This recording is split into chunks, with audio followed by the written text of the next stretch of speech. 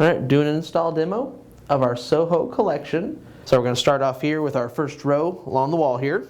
Up against the wall, you want your tongue always facing the wall when you start. That way you want your groove facing out towards you right here. And then you want a groove also on the end right here. Why do you want the grooves towards you? If you try to install it the other way, you'll be installing it backwards. Because you always want the tongue to go into the groove. Going down our tongue right here into our groove. As you can see, I'm at an angle. This is about, I'd say about maybe 30, 45 degree angle for install. You want your end joints to be lined up.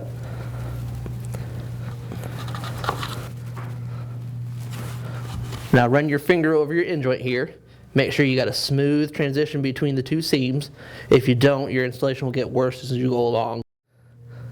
I'm off a tad bit, like maybe a hair, so we'll adjust it. If you need to put your finger right here, you can to adjust it back a little bit. That's worth doing.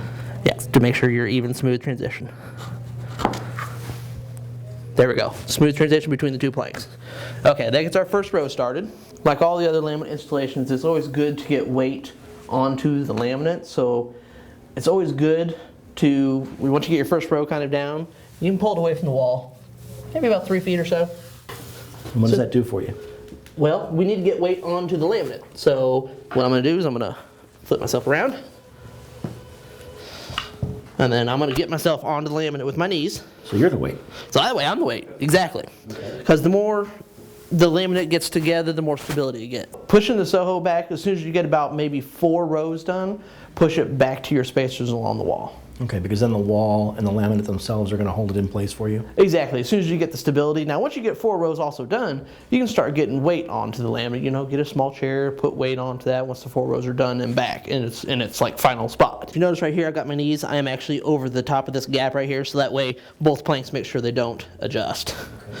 We're going to do our long side here.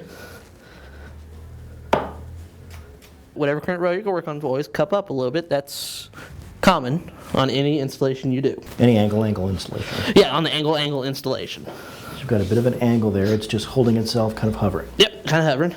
Take our next plank here. I'm going to have to go to end joint first. All right, got the end joint here, so we're going at an angle.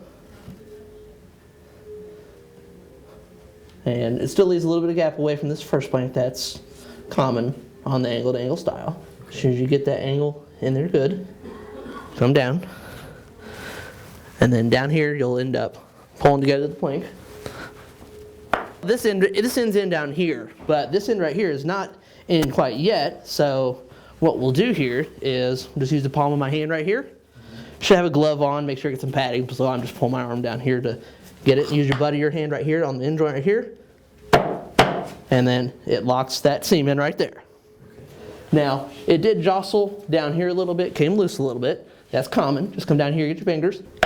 Relock it together. Now that that row is currently all done, I got a tapping block here. If you just see like any small little areas that are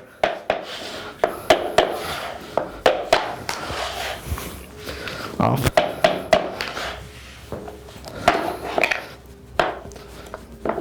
It does help to do that. Now that you've got the thing, you can put your pressure this way and then just slowly rock it down. You're pushing in both directions, toward you. Yeah, toward me and down. Which I am all good and done on all the seams and the end joints. So, and that's done. I want to put my knees on the next row. And the last time you did this, there was a pop. Right there. What happened? That right there, fully engaged locking mechanism. What that does is as soon as you hear that lock, if you look on the end joint right here, you see a little bit of a lip, and the lip sticks out a little bit further than the laminate. Right. So when you hear that popping sound, that means this fully gets into the locking mechanism. That's when the laminate has touched the other laminate. Exactly, when it fully engages it to the back portion of the locking mechanism. Okay. So that's basically your way of knowing I'm exactly. As soon ready as that way you know that piece is fully locked in. So we'll do it again. You'll be able to hear that locking. That way you know it's fully locked in. As soon as that's locked in right there, you can go ahead and move on to your next plank in the row. Do your end joint first. And go down.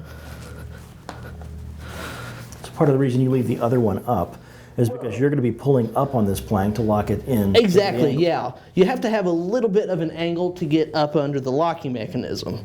So that's why you're cupped up a little bit right here, so that little tongue piece that you saw can get into the locking. There you go, that is now it. And then you can, of course, take this. Lightly tap if you need to. Of course, you're leaving staggered edges because this is just a demonstration, but basically when you've finished any row, go along it with the tapping block. Yeah, just very lightly on the tapping block. Sometimes you may not even need to. It just all depends. But as you notice, I've always offset my end joints by at least 8 inches or more from each previous row. And with that demonstration, hopefully you'll be able to get your flooring installed in no time. If you got any questions, give us a call.